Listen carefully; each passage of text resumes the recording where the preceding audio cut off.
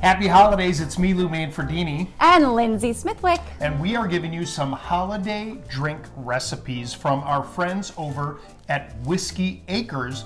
What's the first recipe we're going to show them? The first recipe this week is the Whiskey Acres Bourbon Milk Punch. This is how you make it.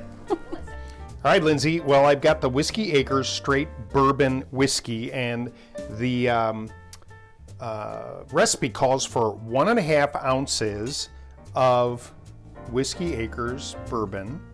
I'm going to go 2. Yeah. Right, okay. Then from there, I'm going to go ahead and use 4 ounces of whole milk. I think you could probably use skim if you wanted to, but I know you love whole milk. I do. Yeah. All right, but we're going to stick with the recipe. Then they have this awesome bourbon barrel-aged maple syrup that they partner with the Sugar Hill at Sugar Bush, and you use a tablespoon of maple syrup. I love maple syrup. Then, from Elf, right? Then this is a vanilla extract, 1 teaspoon of vanilla extract, and then from there, you put it all in the shaker, and I like to put a couple things of ice in there as well, and then you shake it up.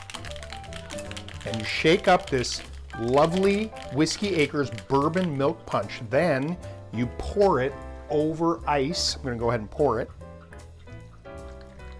Kind of has a, almost like a off-white color. There's a little froth on there. And then on the top, you add a little cinnamon. Sprinkle a little cinnamon on top. And then a little nutmeg. Nutmeg. Yeah, you can't use skim milk with this. No, you're right, you need the froth, you're right. And then the little nutmeg on top of that. And then you have this absolutely beautiful looking drink. Check out more holiday recipes that we have on our YouTube channel from Whiskey Acres. These are really good. Yum. Happy holidays. Bottoms up.